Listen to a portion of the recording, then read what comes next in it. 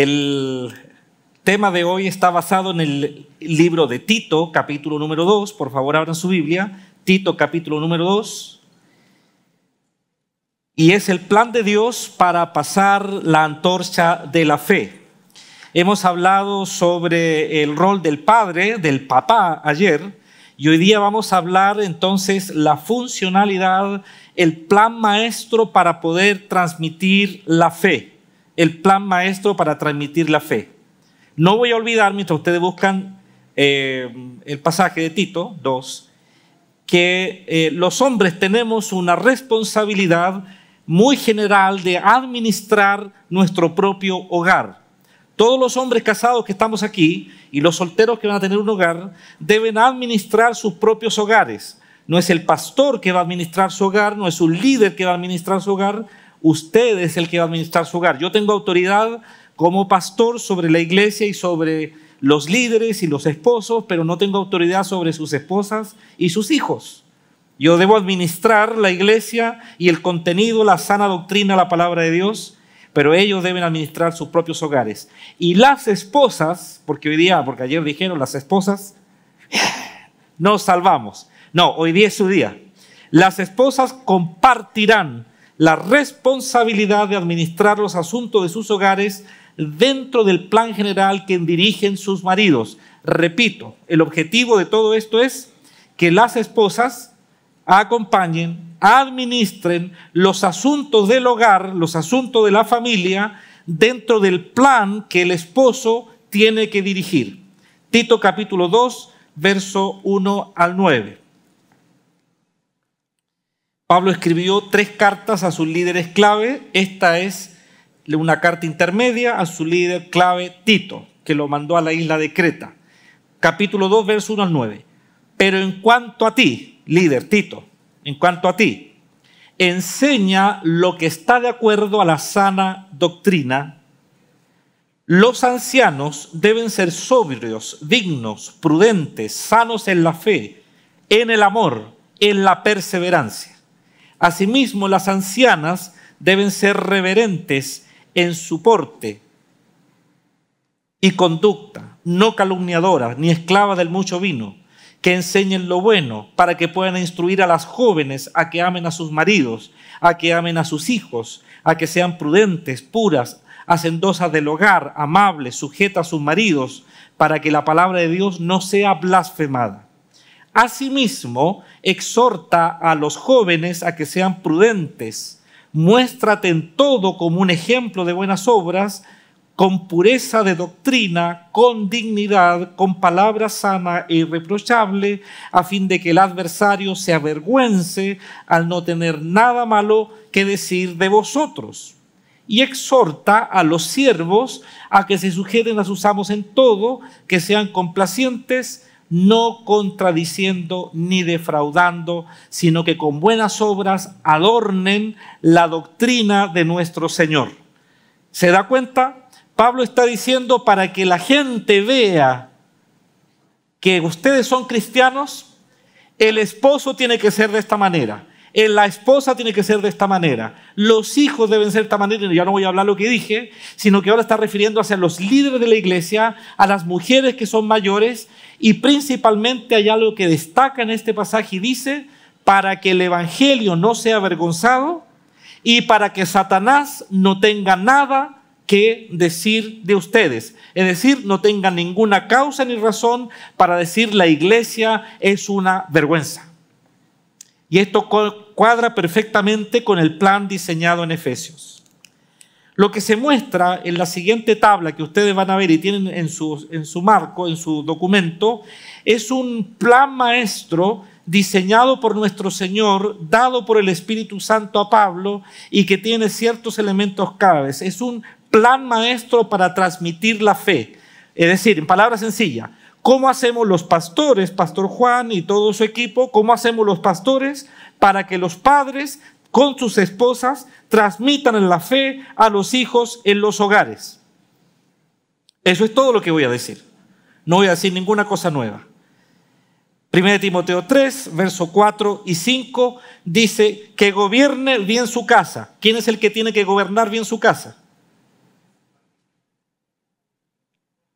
Mire, si no me contesta bien esta pregunta, yo empiezo todo lo de nuevo, lo del viernes, lo del jueves. Estamos aquí hasta la medianoche, ¿eh? Ya, aquí la hermana dice los 2. Los 4 dicen por acá. ¿Quién? Están hablando en lenguas. Muy bien. Un representante de toda la asamblea. ¿Quién debe gobernar bien su casa?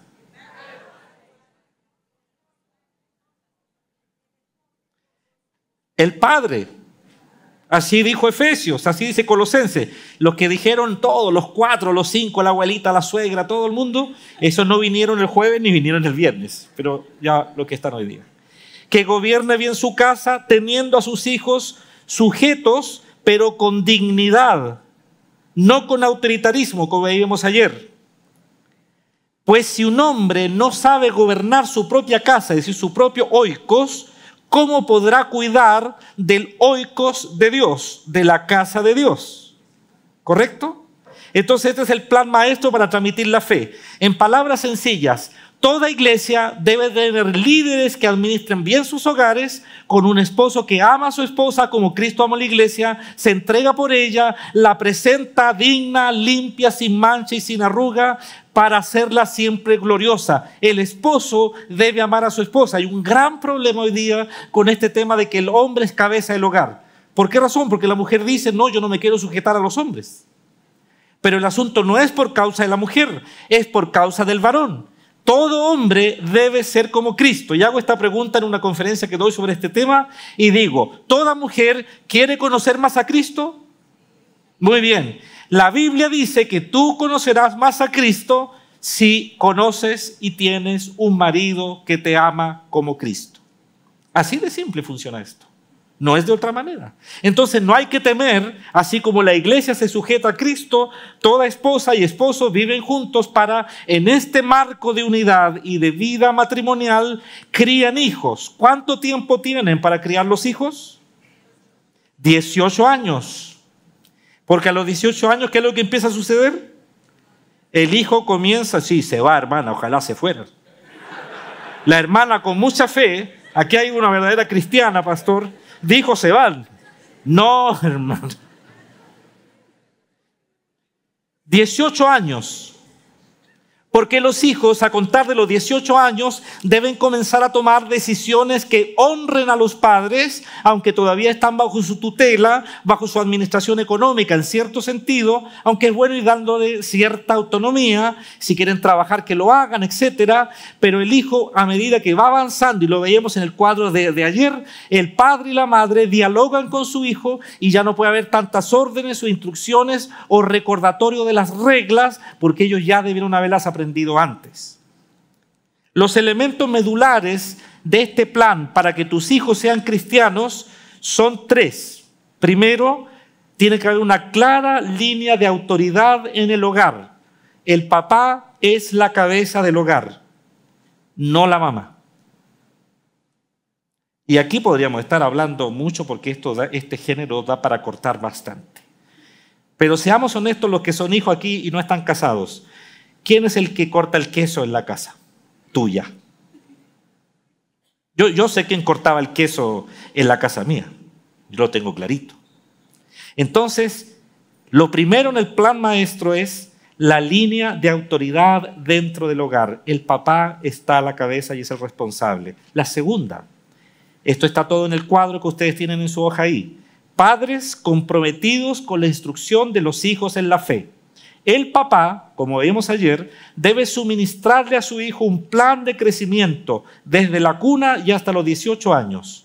No tengo tiempo para exponer esto, hay otro cuadro que podemos hablar entre los pastores, pero el niño de los 0 a los 6 debe recibir todas las historias bíblicas, no sabe leer todavía, por lo tanto deben relatarse con libros, con dibujos, todo esto ya lo sabemos. A los 6 años debe comenzar a leer y debe leer una Biblia que tenga pequeñas historias. Yo vi a Alberto ayer por allí con su bebé que tenía una Biblia muy básica de la CLC Internacional y eran grandes dibujos con pequeñas frases. De los 7 y hasta los 12 debe comenzar a haber una discusión crítica, un pensamiento analítico. Uno cree que los chicos preadolescentes no saben discutir, pero póngase a discutir con uno de ellos. Ellos tienen argumentos. De los 16 o 17 hacia arriba, usted debe tener mucho diálogo bíblico, hacer teología bíblica con la Biblia abierta. El papá tiene que hacer eso. El papá no puede decir, mira, le vamos a preguntar al pastor. Pastor suficiente tiene con su señora y con sus propios hijos. Claro, usted no tiene que ir a molestar al pastor para resolver un problema suyo. Lo tercero, y voy a decir algo aquí, pero si el pastor lo invita a usted a un curso en la Academia Bíblica en el piso número 4, ¿qué tiene que hacer usted? Venir, pues, porque ese es el trabajo de él y de todos. Instruirlo a usted para que usted gobierne, porque esos niñitos, avanzados o no, desordenaditos o no, eso los engendró usted.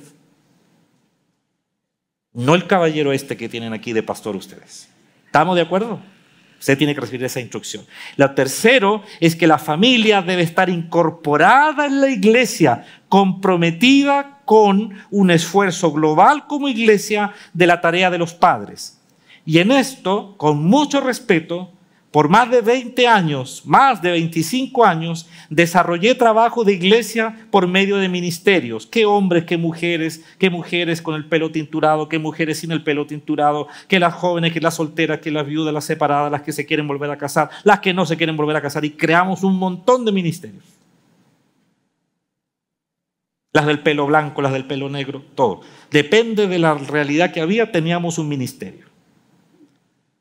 Pero resulta que me di cuenta que lo que estábamos debilitados, producto de la fragmentación, era precisamente la incorporación de las familias a una familia. A una familia. Y ayer dije como ejemplo que si hay una familia donde hay un divorcio o la viudez o la maternidad o la paternidad en soltería, al estar insertado en una familia, en una conexión de iglesia como familia, entonces los mayores, de lo cual voy a hablar mañana, los mayores tienen un rol muy importante en la iglesia, sobre todo en esta iglesia que hay una transición, porque yo me he dado cuenta ya que varios de ustedes son miembros de esta iglesia hace más de 30 años. Quiere decir que empezaron como de la edad mía, entre los 35 y los 40, por ahí más o menos, pero ahora están llegando a los 60 y 65. ¿Y qué pasa? Dicen, no, ya ahora le tenemos que dar el lugar a los más jóvenes. Pero resulta, mis queridos hermanos y amigos, que no es así. Los mayores tienen un rol muy importante y lo voy a explicar mañana. Muy importante en el concepto de la familia. Entonces los elementos medulares son 3. Hay que tener claro quién es la cabeza del hogar. Ese es el padre. La madre administra el hogar, es corregente y lo vamos a explicar en un minutito más. No obstante, toda la responsabilidad del gobierno y la administración de la oikos, de la casa de Dios y de la casa particular es del padre. Segundo, tiene que haber un compromiso de instruir tus hijos en la fe. No solamente traerlos, dejarlos en el ascensor y que se vayan a un piso superior. Implica que tú eres el maestro de ellos. No quiero ser autorreferente, pero le conté a los pastores. En nuestra iglesia, antes de la pandemia, tuvimos una decisión muy radical. Comenzamos a preparar los estudios bíblicos y la escuela dominical ya no la íbamos a hacer más en el formato de maestros, sino que ahora los papás le iban a enseñar la lección bíblica a sus hijos en casa y llegarían el domingo a hacer una aplicación. ¿Te imaginas cuando, hermano, te imaginas cuando llegó el domingo y tenían que estudiar la lección del arca de Noé? Habían papás que no le habían enseñado a sus hijos sobre eso. Y la maestra dijo, vamos a hacer dibujos sobre el arca de Noé. Y habían niñitos que dibujaron el arca del pacto.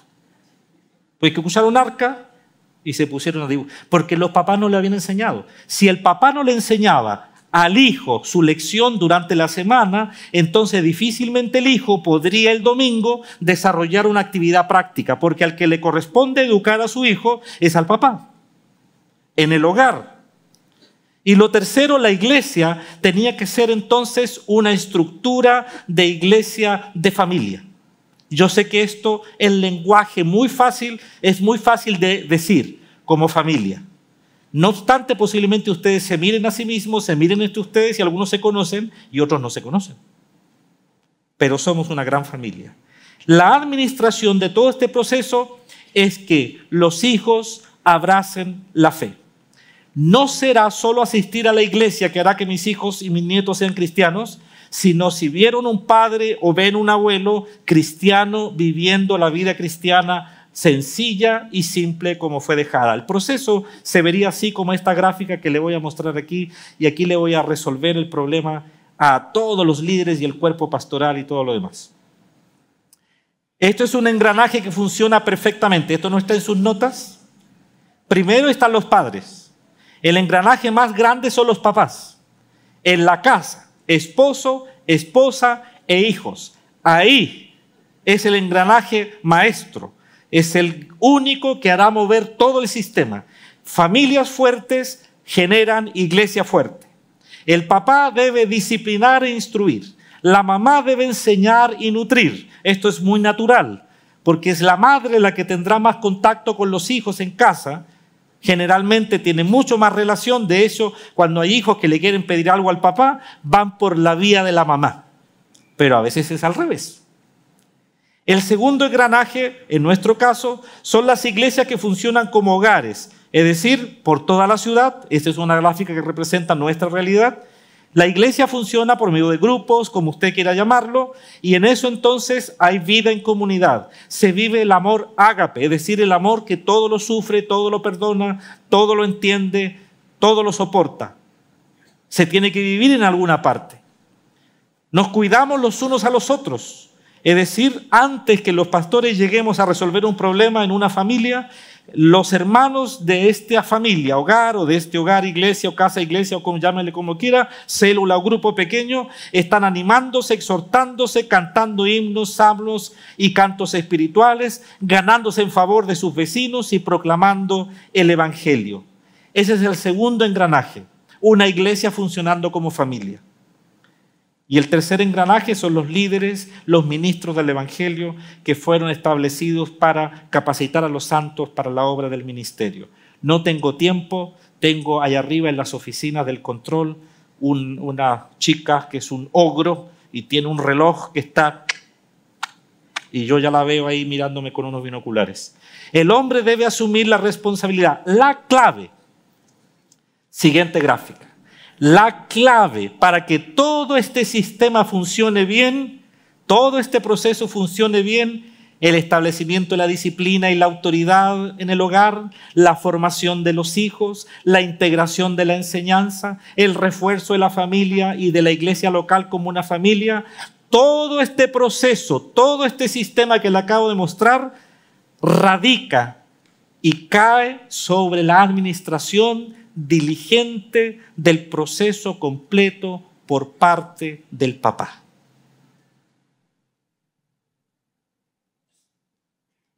Y usted dice, pastor, entonces a ver, todo el sistema de la iglesia, toda la vida de la iglesia, todo el movimiento y el éxito de la evangelización, todo el crecimiento discipular de la iglesia, toda la transmisión de la fe, que mis hijos y mis nietos sean cristianos, depende de cómo yo administre mi casa. Por supuesto. Porque, pastor, usted que me presentó a mí antes aquí, la Biblia dice que el que gobierne bien su casa individual puede gobernar esta casa grande. No es al revés. El diseño de la iglesia que Pablo tuvo revelado por Jesucristo a través del Espíritu Santo dice: las iglesias crecerán y se expandirán por el mundo en la medida que las familias individuales sean bien ordenadas y establecidas. Contra esto dice, ni las puertas del infierno pueden prevalecer. No estoy diciendo que no tendremos bajas, no estoy diciendo que no tendremos derrotas, no estoy diciendo que todos los hijos serán cristianos y nunca perderemos a ninguno.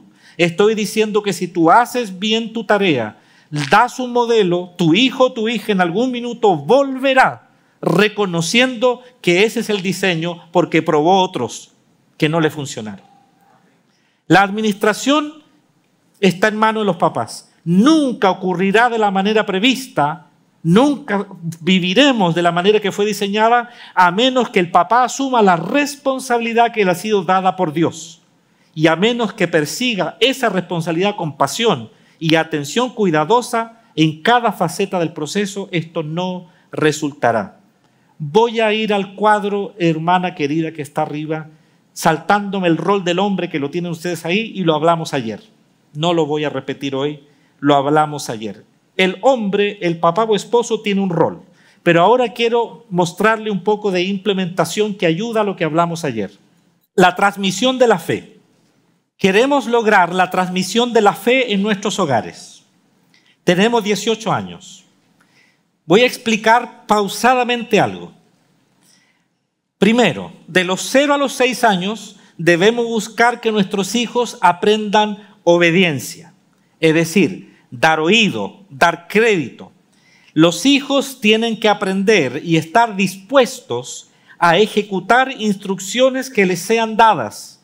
Los papás y las mamás deben contar historia de la Biblia y de la vida cristiana de los propios padres, incluso las derrotas. Debe contarle las historias a sus hijos. Debe contarle. Cuando nos casamos, fuimos pastores en una iglesia muy pequeña. Nos mandaron a abrir una iglesia. Teníamos 24 años. Nuestro salario era 20 o 25 dólares. Mi esposa me dijo un día, se está terminando el suministro de gas. Teníamos esas botellas de gas. No sé cómo le llaman ustedes aquí. Gas. No teníamos dinero y no había fecha todavía para recibir mi salario. Entonces yo dije, mi hija pequeña, nacida hace un año, fui a la cocina, abrí el mueble, saqué la botella de gas, me arrodillé, abracé la botella, mi bebé mirando, la chiquitita de un año un poquito, mi señora parada en la puerta, y oré al Señor Jesucristo. Y le dije, Señor, soy tu siervo. Esto no es una mentira, es una historia real, de mi vida real. No tengo dinero, Señor, para gas, pero a ti te pido que esta botella de gas no se termine hasta que yo reciba mi salario para comprar una recarga. Y pasaron 10 días. El día que me pagaron, el día se terminó el gas. Y yo dije, ¿por qué no oré otra cosa? Podría haber orado de aquí a fin de año, Señor, una cosa así, pero ahí ve la limitancia de la fe. Esa historia marcó la vida de esa pequeña criatura que después iba al lado mío mientras yo oraba en mi dormitorio, de rodillas en la cama. Ella se sentaba arriba de la cama, movía sus piernecitas esperando que yo terminara, hasta que un día tuvo la edad para no sentarse sobre la cama, sino que arrodillarse al lado mío y agachar la cabeza y no hablar nada. Todos sus problemas se resuelven de la misma manera hoy. Y lo aprendió siendo niña, cuando a su papá desesperadamente, su esposa le dijo, no hay gas. Pero hoy día no tenemos ese problema. Hoy día tenemos tarjetas de crédito, Mastercard, Visa, y yo tengo American Express. Pongan atención. Yo saco la tarjeta que es dorada como el oro, brilla y la gente, sí. Pase, Señor, no me interesa. No es mi Dios. ¿Comprende lo que digo? De los 7 y hasta los 14 años, tenemos que instalar en el corazón del niño la fe, la creencia y el norte hacia dónde vamos. Hay que explicar las razones, hay que conversar. Hay que responder todas las preguntas. Hay que formar el carácter mediante la literatura de sabiduría. Papás y mamás, si ustedes solo le enseñaran el libro de Proverbios a sus hijos durante todo un año y toda la vida, tendrían mejores hijos de los que estamos teniendo hoy. Solo el libro de Proverbios. Hijos, no desatienda la corrección de tu padre ni la enseñanza de tu madre. Dice la Biblia que la madre y el padre que no corrigen al hijo obtienen vergüenza en el futuro. Si solo estudiáramos Proverbios, si los papás dijeran, pastor, instrúyame. Muy bien, pasarán por la academia bíblica, verdades fundamentales, doctrinas esenciales, fundamento firme, todas las que quieran. Pero si tú no sabes manejar cómo vivir la vida, entonces es difícil. El niño no solo debe creer ciertos dogmas doctrinales que tú crees como una persona en Occidente. Tu hijo debe tener un asiento de sabiduría que sepa cómo conducirse cuando está frente al maligno. Es increíble que el libro de Proverbios avanza 4 capítulos hablando del papá y la mamá como la razón de la instrucción del hijo. Pero capítulos 5, 6, 7, Proverbios se mete en un problema que es la lacra de este mundo y es la infidelidad. Dice, líbrate de la mujer liviana, la mujer que está buscando el adulterio, líbrate de la prostituta, líbrate de todo eso que implica tu devenir sexual por el mundo. Proverbios ya lo dijo. Por alguna razón, hermana, antes de que Salomón comenzara a hablar de todos los proverbios, la cantidad que hay, él se detuvo por inspiración del Espíritu Santo a decir, el problema más grave que tendrá que enfrentar todo ser humano en la tierra es la infidelidad. ¿Por qué? Porque el diseño de Dios siempre fue un hombre y una mujer, y los dos dejarán a su papá y a su mamá y serán un solo ser. El diseño de Dios es un matrimonio, del principio al fin. ¿Se han dado cuenta de una cosa? Que la Biblia comienza en Génesis con una boda y termina en Apocalipsis con otra. Qué lindo el diseño. Entonces, tu hijo debe aprender a obedecer en los primeros años, luego tiene que empezar a creer y finalmente, cuando llega a los 15, 16 en adelante, hay una palabra en hebreo, es emuná, él debe estar seguro, él debe tener fe, él debe mantener la calma, aunque no tiene todas las respuestas. El libro de Eclesiastés dice, vanidad, todo es vanidad. No hay nada nuevo debajo del sol. Todo tiene su tiempo. Puede ser que a tu hijo se le muera un hermano, muera uno de los papás, puede que tenga una novia y después la novia no resulte ser la futura esposa, puede que pierda el trabajo, puede que tenga una enfermedad, puede que pierda un órgano de su cuerpo, un miembro, puede que haya muchas cosas difíciles en su vida. Eclesiastés dice, todo tiene su tiempo. Tu hijo debe aprenderlo antes de llegar a los 18 años. A los 20 años, tu hijo y tu hija deben saber cómo formar un hogar. Y usted dirá, pastor, yo estuve dando esta conferencia en un cierto lugar, no recuerdo dónde, y levantó la mano alguien y dijo, pastor, a los 20 años los hijos no andan pensando en casarse. Sí, le dije yo, absolutamente, pero andan haciendo cosas de casados. Por lo tanto, no me diga que no necesita saber cómo construir un hogar, porque de todas esas acciones de casado aparecen los hijos cuando no están casados. No estoy haciendo una crítica. Discúlpenme de todo corazón, no estoy haciendo una crítica a ningún padre o madre soltera. Pero he escuchado a lo largo de mi corta vida que dice, es que no sé cómo pasó. Es que fue un error. No, si no fue un error. El error no es que el niño o la niña haya llegado. El error es que tú transgrediste o fuiste ignorante de principios elementales. El mar nunca saldrá de la orilla, aunque la arena es la que lo sostiene. Pero en el fondo no es la arena.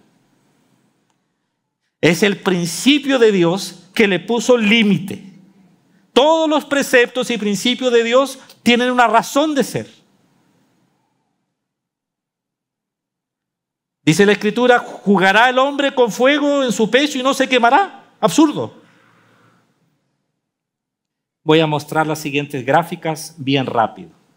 Esto de manera más gráfica. De los 0 a los 6, la obediencia emerge. Creencia no hay, porque el niño no cree, no sabe, no entiende. Él va a la iglesia donde su papá le llevan. Pero la fe comienza a emerger porque el papá le dice, si hacemos esto, las consecuencias serán estas. Entonces el niño de 0 a 7 aprende la fe por medio de las consecuencias de las acciones que comete o que vive. El siguiente, y está forzado a poder obedecer. No obstante, de los 7 a los 12, la obediencia se hace fuerte. Es decir, el niño o la niña empieza a tomar decisiones, a poder decir no, no quiero, ¿por qué razón? ¿Por qué lo tengo que hacer? Etcétera, y cada día más temprano. La creencia comienza a emerger, por eso que nuestras clases de niños en la iglesia de 7 a 12 y los padres que tienen esta edad de hijos deben entender que ahora es clave que sus hijos crean o no, porque si no creen antes de esta edad, luego será bien difícil. habrá que batallar bastante. La creencia en las leyes de Dios y las reglas de Dios tienen que ser experimentadas de alguna manera muy notoria. Usted debe transmitir modelos, reglas, límites, bases morales, principios de vida, etc. El nivel 3, de los 13 a los 18, la obediencia se hace natural, ya no hay que andarle diciendo al hijo, levántate, no hay que mandarlo, sino que la obediencia debe ser natural.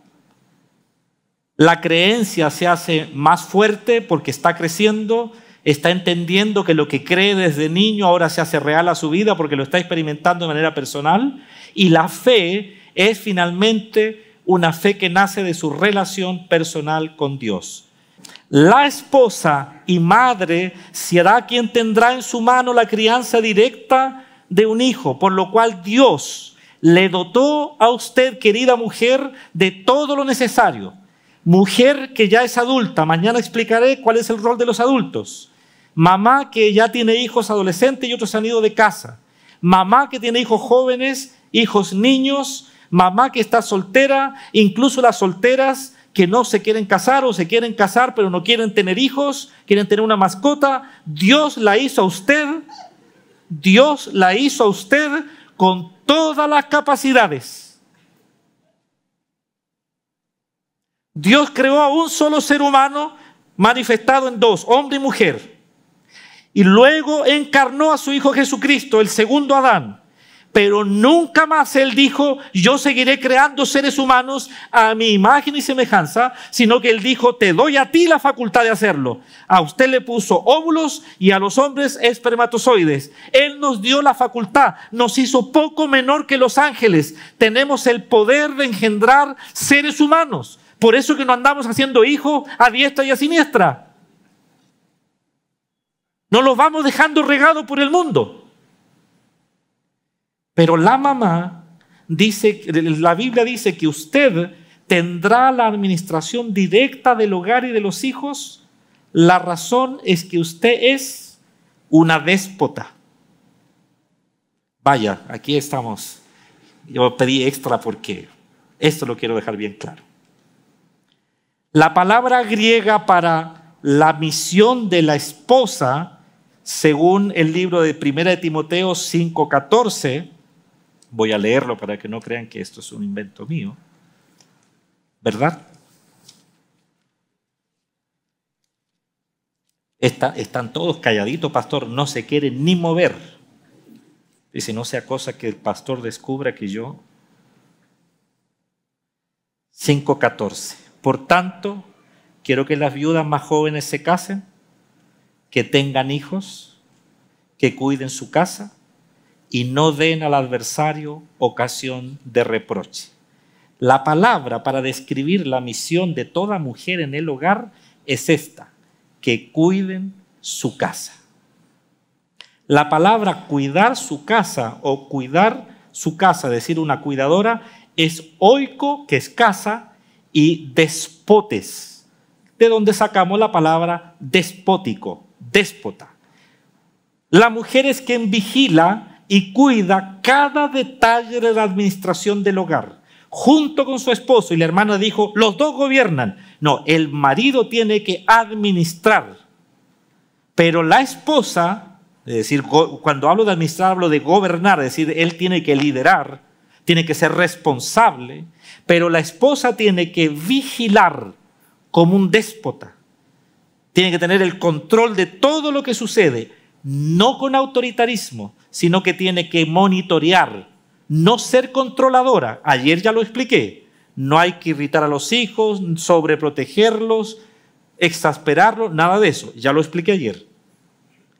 La esposa tiene el rol de administrar el hogar de manera directa. Proverbios 31 es un muy buen ejemplo. Voy a leerlo también.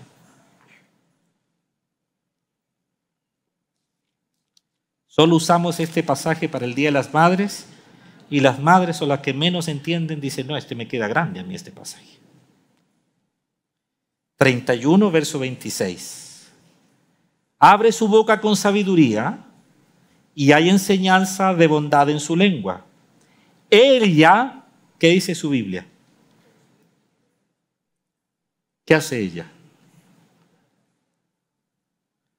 Proverbios 31, 27. Ella considera, en el griego aquí la palabra es oikodespotes. Ella vigila la marcha de su casa. Una familia me preguntará, pastor, yo trabajo fuera de casa todos los días. Tengo mi profesión y mi camino y mi administración. Por supuesto, las mujeres pueden trabajar en su hogar y administrar y vigilar. Es su rol principal. Vigilar toda la administración de su casa. Deben saber cómo está la vida de sus hijos. Deben saber el desarrollo del plan que han diseñado junto con sus esposos. Ella puede trabajar fuera de casa. Además de eso, tiene que velar por su marido, que somos bien complejos. Por eso a mí no me gustan los hombres, porque son muy complejos. Tercero y cuarto, deben servir en la iglesia. Y quinto, tienen que administrar su propia vida personal. Y a veces sexto, sus papás. Imagínense todas las mujeres que están aquí. Usted puede hacer 6 cosas al mismo tiempo. Dios la hizo así. ¿Entiende ahora por qué Dios dijo no es bueno que el hombre esté solo? Entonces Proverbios 31 dice, ella vigila la marcha de su casa. Ella vigila la marcha de su casa. Usted puede ser un excelente profesional, pero usted debe administrar su casa. Si usted se desarrolla en su profesión y abandona la administración de su casa, sus hijos y su marido, usted habrá fracasado en el diseño de transmitir la fe. Usted puede ser una cristiana, cantar en el coro, predicar en el púlpito, ser líder de mujer. Dice, el que gobierna bien su casa puede gobernar la casa de Dios. Es simple el diseño. Dios no está diciendo los hombres afuera de la casa, las mujeres dentro de la casa, lavando las ollas. Nunca dijo eso Dios. Dios dijo, según Proverbios 31, que esta mujer es hacendosa, confía a su marido en ella, hace el bien y no el mal, va donde llegan las naves, los mercaderes, trae alimento, se levanta de noche, administra la casa, las doncellas saben, compra un campo, lo vende, siembra, cosecha, nunca se apaga su lámpara, siempre está vigilante con sus manos. O sea, mire hermano, esta mujer es una super mujer. Es una mujer que trabaja fuera del hogar, pero dice el verso 27, pero vigila la marcha de su casa. Porque usted podrá ganar todo aquí, tener todos los grados que una educación le puede dar. Pero si usted pierde su familia y sus hijos, le aseguro, no por experiencia propia, que sufrirá un dolor amargo. Las implicancias, y concluyo, es que reconozca que usted tiene un llamado a administrar junto con su marido el proceso de crecimiento de sus hijos. Debe tener la libertad reconocida por toda la familia de administrar y supervisar e instruir a los hijos bajo el lineamiento que el esposo y padre les está dando. Tiene que tener la disposición para criar directamente a los hijos sin delegar la misión. Tiene que tener un esfuerzo grande, pero también el refuerzo de la iglesia para poder criar. Y aquí concluyo entonces los 2 minutos que me quedan. Conocí una mujer que me escuchó esta exposición muchos años atrás. Ella no podía tener hijos.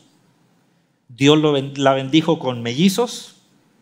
Era directora de un conglomerado de asistencia social para menores sin padre y madre. Tenía una posición muy alta, tenía una jerarquía dentro de la institución castrense donde ella servía. Estaba el general comandante y luego venía ella. Entonces ella dijo, pastor, yo he entendido que debo administrar la vida de mis hijos y lo voy a hacer los primeros años. Ella renunció a ese trabajo. Todo el resto de la iglesia comenzó a decir, oye, pero qué locura hizo ella. El marido ganaba 1/3 de lo que ella ganaba. Pero trabajó, ahorró, estuvo dispuesta y ¿sabe lo que hizo?